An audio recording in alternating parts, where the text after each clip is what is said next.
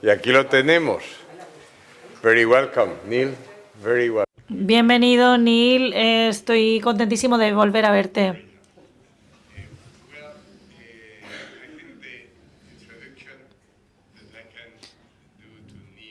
Creo que la forma de presentar a Neil tiene que ser muy personal.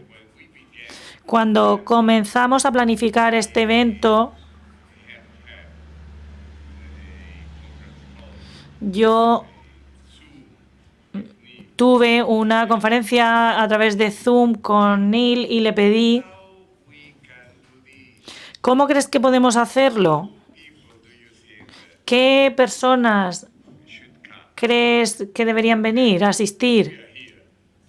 Y si estamos aquí, debería decir también que la estructura fue algo en lo que Neil nos ha ayudado. Lamentablemente, los médicos le dijeron a Neil, Neil, no cruces el Atlántico porque no te conviene. Y le ha hecho caso a los médicos, pero sea como fuere, aquí lo tenemos junto con nosotros, que ha estado desde el principio, hoy de todo el día ha estado escuchando a Ed, a Steve, a Ignacio. Así que pensamos que esta era la mejor hora para que él interviniera según nuestro programa. Ahora creo que es un buen momento para intervenir. Hay que tener en cuenta que él nos llama desde Brooklyn. Y así que muchas gracias, Neil, y tienes la palabra. Muchas gracias y saludos desde Nueva York. Lamento no haber podido asistir a la conferencia en persona. De hecho, tenía muchas ganas, pero lamento no haber podido asistir en persona con vosotros. Me gustaría dar las gracias a los organizadores de la conferencia. He aprendido muchísimo escuchando a los distintos ponentes y gracias especialmente al profesor Morán por haberme invitado. Nos conocemos desde hace muchos años.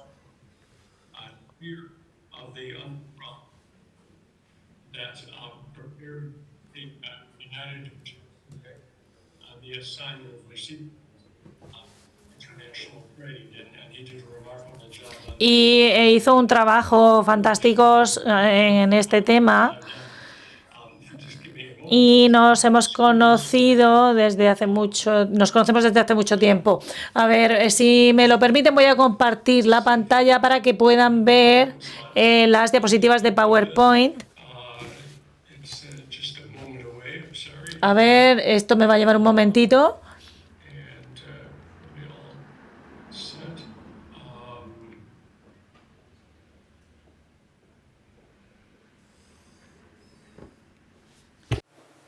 There we are. Okay. So the focus of this conference has primarily Esta conferencia se ha centrado principalmente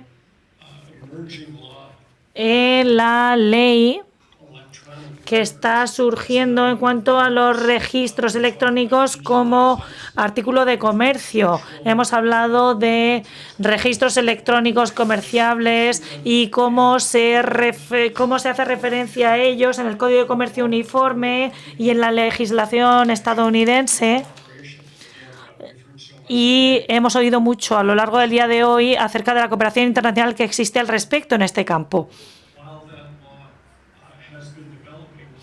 Conforme se ha ido desarrollando esta legislación y se siguen realizando esfuerzos, a la vez ha surgido otra iniciativa para intentar alcanzar un consenso en la economía digital. Y me refiero al comercio de datos.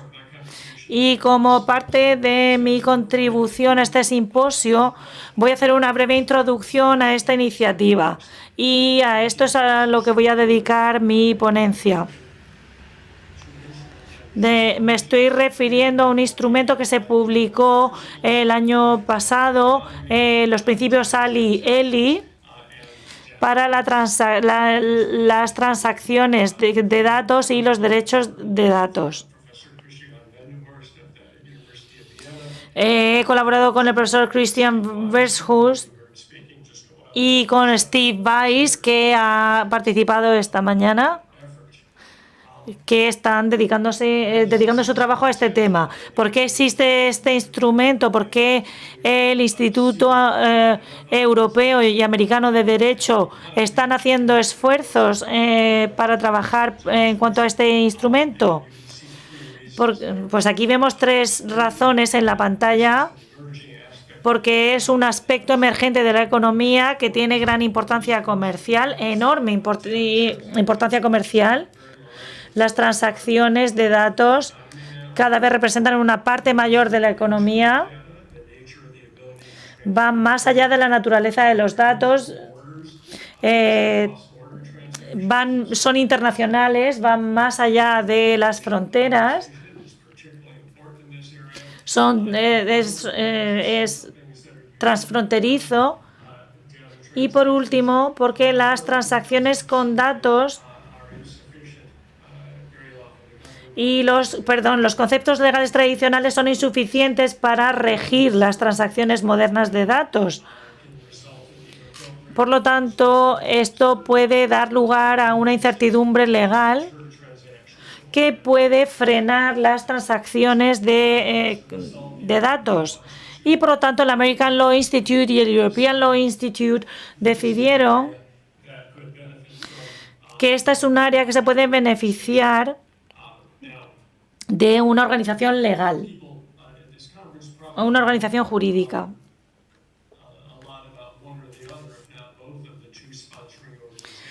Voy a hablar un poquito de las 2 instituciones que son sponsors de esta iniciativa internacional. El American Law Institute was creado en 1923 y, como ha comentado Steven antes, hay personas muy relevantes en el derecho americano, incluyendo el juez principal del Tribunal Supremo y otros jueces y académicos, y el objetivo, como pueden ver, es promover la clarificación y simplificación del derecho y su mejor adaptación a las necesidades sociales. El European Law Institute, el europeo, se fundó en 2011, es mucho más moderno y se inspiró en gran medida en el American Law Institute, y su objetivo es llevar a cabo y facilitar la investigación, hacer recomendaciones y pautas prácticas en el campo del desarrollo legal europeo. Estas organizaciones, a diferencia de UNIDROIT o la Conferencia de La Haya o las de las Naciones Unidas, estas 2 instituciones, el American y el European Law Institute, no son órganos de creación de legislación oficial. Sus facultades vienen especialmente de su capacidad de persuasión, no de otros aspectos como la soberanía. El American Law Institute históricamente se ha centrado en el derecho en Estados Unidos y el European Law Institute se centra en el derecho europeo.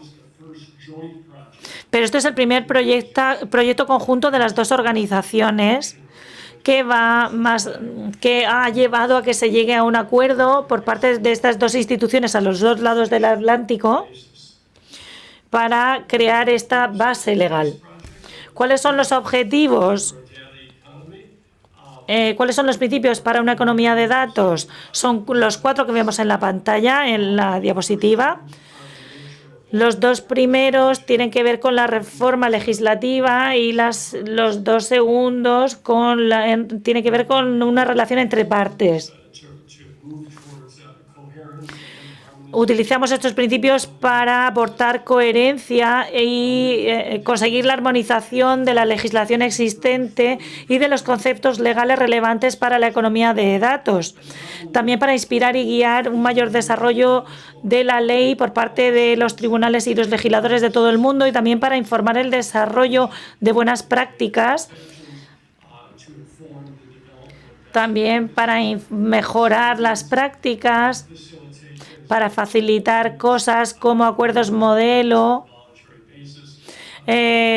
promover el uso de disposiciones voluntarias por partes en la economía de datos, etcétera. Por lo tanto, para prestar ayuda a las partes que forman parte de estas transacciones.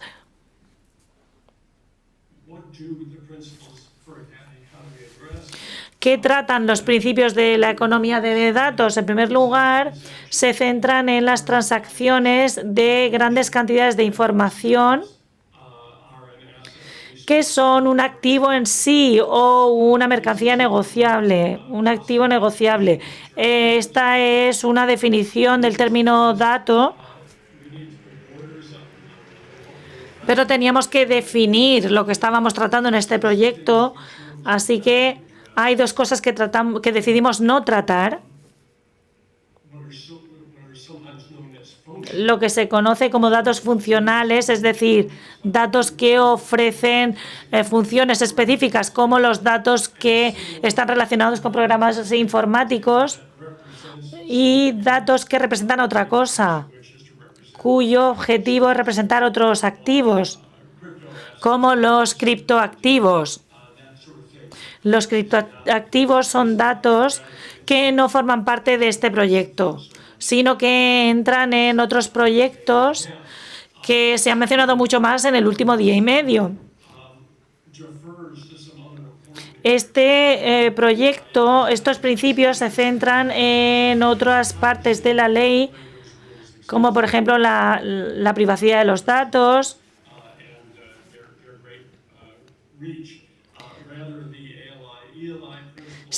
pero los principios AL y ELI se centran sobre todo en la legislación de protección de datos, dan por hecho que se va a cumplir con la legislación de protección de datos y, por supuesto, la privacidad de los datos. También los principios se refieren a la ley de propiedad intelectual, pero dentro de del foco principal hay tres tipos de normas que tratan los principios de AL y ELI, que son los contratos de datos, los derechos de datos y los aspectos de contratos de datos y derechos de datos de terceros.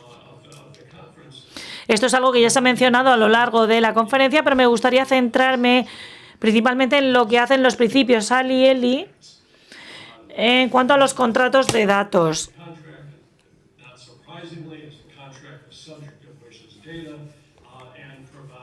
¿Qué es un contrato de datos? Un contrato de datos se define como un contrato que está sujeto a datos, cuyo objeto son los datos. Y datos son cualquier tipo de información en cualquier formato, pero principalmente los tipos de datos que se suelen almacenar en un formato legible mediante máquina. Todos hemos oído hablar del Big Data, y es ahí donde no se centran estos principios. Los principios de la economía de datos ofrecen 11 principios o engloban 11 principios que rigen los contratos de datos. Dos de esos principios son aplicables de forma general a todos los contratos de datos y 9 tienen como objetivo a los tipos más comunes de contratos.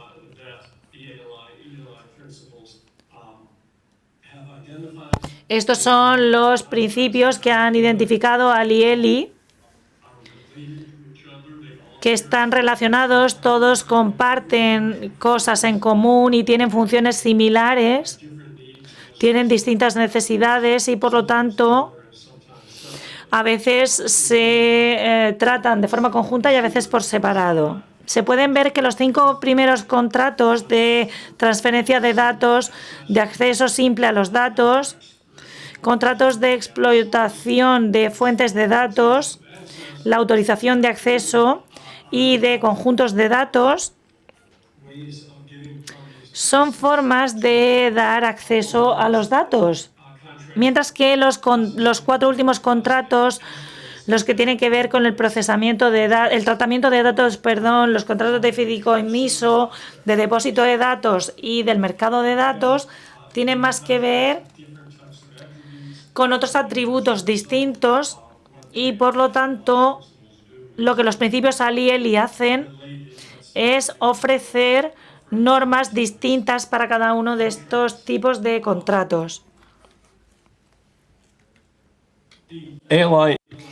Los principios ALI y ELI empezaron reconociendo que los contratos de datos son contratos y que tienen que regirse por distintos contratos en un sistema jurídico sometidos a principios, a una jerarquía de principios.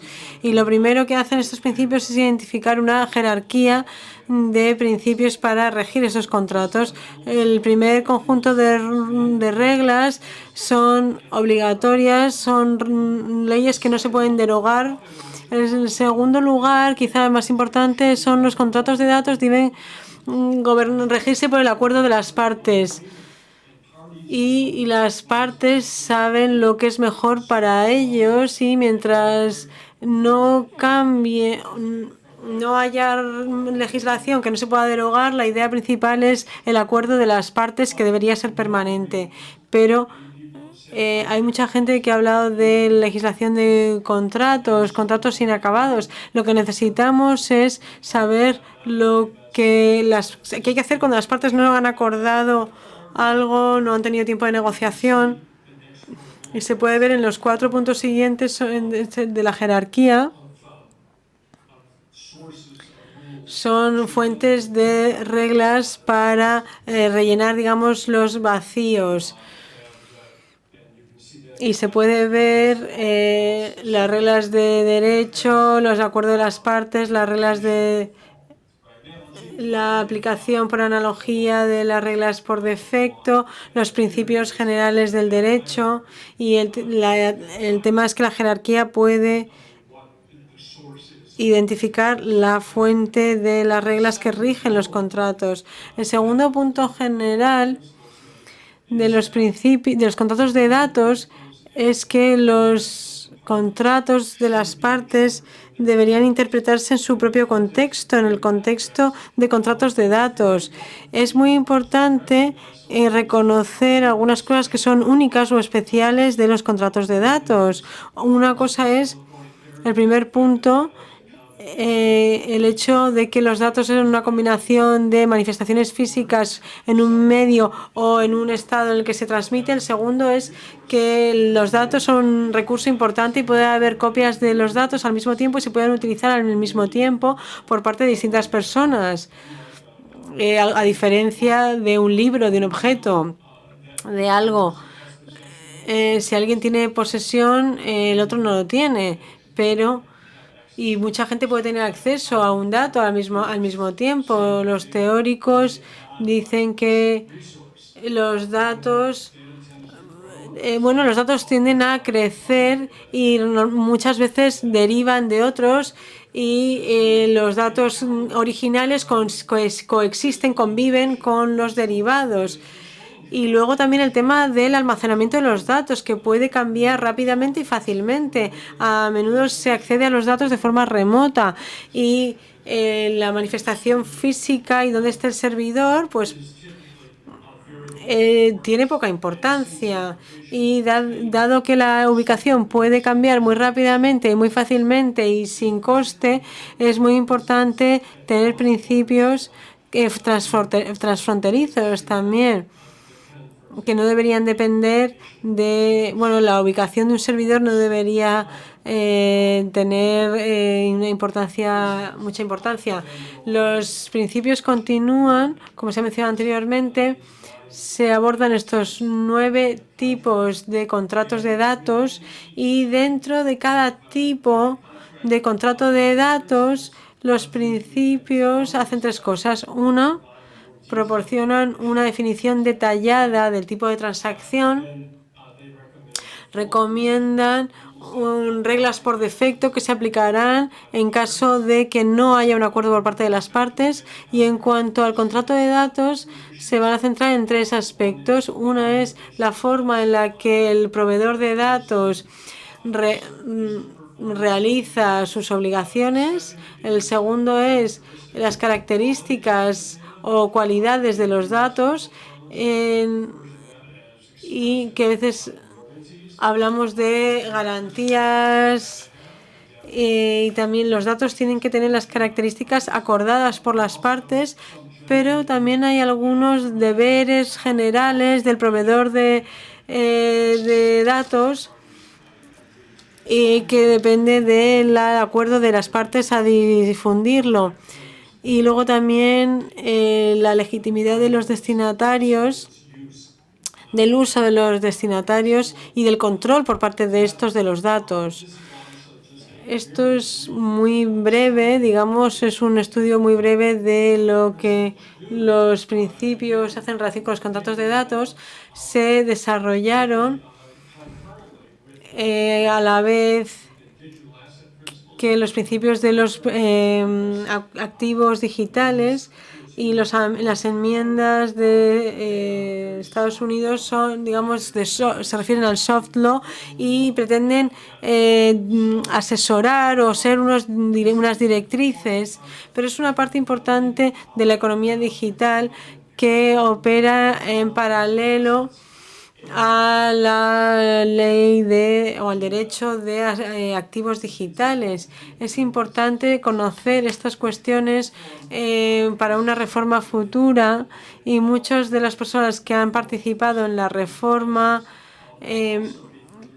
estarán involucrados también con los principios ALI cuando tengan una incidencia en el derecho, y quizá en el futuro hay instrumentos relacionados en este ámbito. Esto es solo un estudio de lo que los principios ALI hacen, y agradezco la oportunidad que me han dado para explicarlos brevemente, y estaré encantado de ver la influencia que pueden tener en el futuro, y espero que sea determinante. Bueno, dependerá también de muchas de las personas aquí en la sala, y estoy disponible para cualquier pregunta que tengan, y pueden ponerse en contacto conmigo fácilmente en el futuro, y estaré encantado de seguir aprendiendo de todos ustedes. Muchas gracias. Thank you. Thank you, Neil. Thank you. Gracias, Neil. Muchas gracias. Es muy importante. Bueno, se me olvidaba que el motivo por el que le pedí a Neil que hablara es porque era el líder del grupo de trabajo que redactó los principios sobre la economía de datos del Instituto de Derecho estadounidense. Así que muchas gracias una vez más, pero al mismo tiempo tenemos que darnos cuenta de que el tiempo es limitado y de que realmente no podemos hacer todo lo que nos gustaría hacer. Así que